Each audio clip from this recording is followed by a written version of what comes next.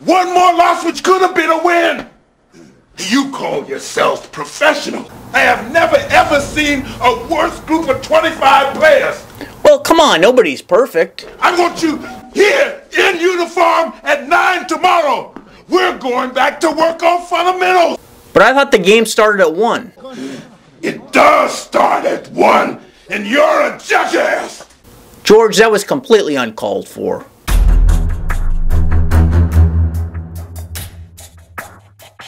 Greetings, baseball fans, and welcome to the Suicide Squeeze Baseball Show here on the Fireball Review channel. Well, we are running down the 10 greatest baseball movies of all time, according to yours truly, of course, and you don't want to miss this one. We are going to be running down the number 9 greatest baseball movie of all time today.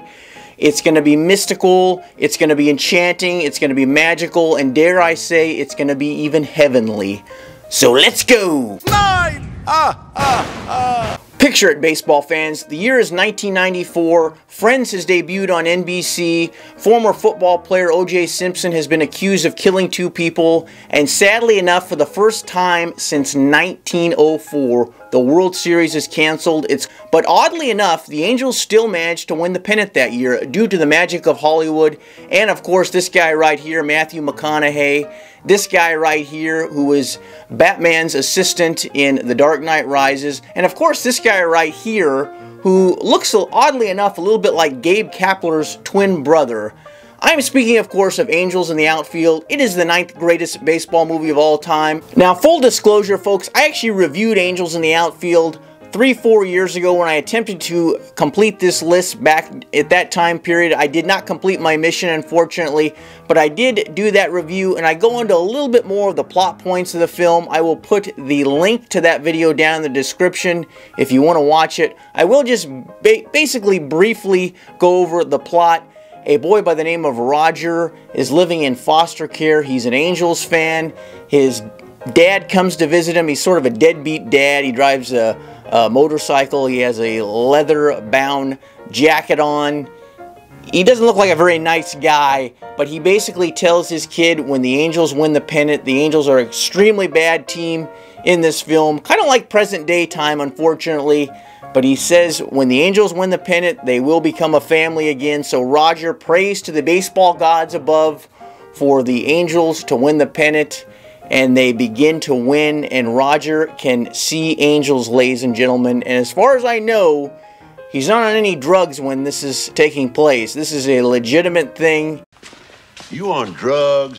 Now, one thing that's indisputable about this film is this is the most star-studded baseball movie ever created by Hollywood. And I don't think you can argue otherwise. I mean, you had Danny Glover in this film, who played Lieutenant Murtaugh in the Lethal Weapon movies. You had none other than Christopher Lloyd, who was Doc Brown in Back to the Future, probably maybe the biggest movie ever made. You have Tony Danza, who was a big TV actor in the 70s and 80s, a very, very famous guy. But more than that, you have a lot of guys that got their start in the Hollywood industry from this movie. I mean, before you even heard this catchphrase right here. All right. I mean, Matthew McConaughey hadn't even come up with that catchphrase. You also have Adrian Brody playing in this film, who would go on to win an Oscar a few years down the road. And of course, Joseph Gordon-Levitt, who was just a child actor when he made this film. He went on, of course, as I mentioned a little bit earlier on, to play in The Dark Knight Rises and many other films over the years. And as I mentioned in this video, the baseball strike of 1994 came out, I want to say a month before this movie was released.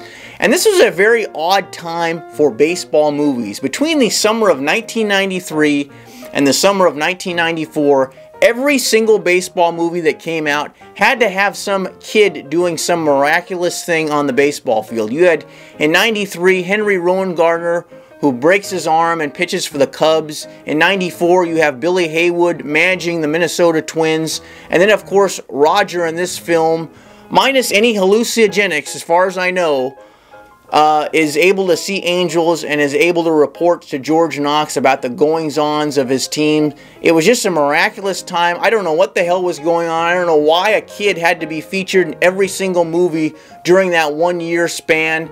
But it's very strange. I mean, you could almost put all these movies together. I actually thought about making all 3 of those movies my number 9 pick.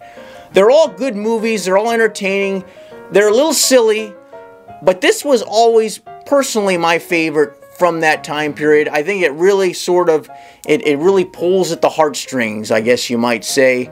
Now some fun facts about Angels in the Outfield. Nolan Ryan recorded his very last strikeout as a major leaguer on September 17th, 1993 at Angels Stadium. It was called Anaheim Stadium at that point in time. He was playing for the Rangers. He was no longer an Angel at that period in his career.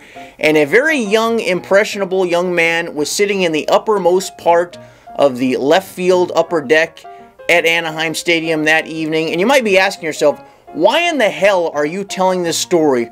What does this have to do with this film in any way, shape, or form? Well, when you watch this movie, you may or may not realize that most of the shots inside the stadium are not shot at Angel Stadium. They are shot at the Oakland Alameda County Coliseum. That is home, of course, of the Oakland A's. And Disney produced this film. Disney actually owned a portion of the Angels when this film was being filmed. So you might ask yourself, why wasn't this filmed at Angel Stadium? It doesn't make any sense at all. Well, the reason it happened is because literally 4 months after Nolan Ryan recorded that final strikeout, a 6.7 on the Richter scale earthquake hit the Southern California region, and it brought down a large section of the scoreboard at Angel Stadium onto the upper deck where that young man was sitting. That young man was me, so I am really glad that earthquake did not happen 4 months earlier, or I would have been in a world of trouble. Now, I realize Angels in the Outfield, it's not going to be everyone's cup of tea. If you're looking for a more adult-oriented baseball movie, this is probably not the one for you. It's a good family film, though. I think it has a lot of heart.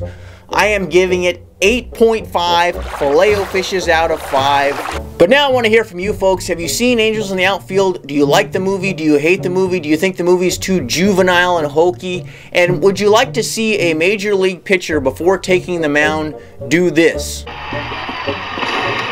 Whit Bass takes the mound with his trademark slide. I know I sure as hell would. But as always, hit that dislike button if you didn't like this video. Otherwise, see you next time with the number 8 greatest baseball movie of all time. It's going to be extremely exciting. It's going to be an extravaganza. I will see you then. I will be taking attendance. Take care, guys.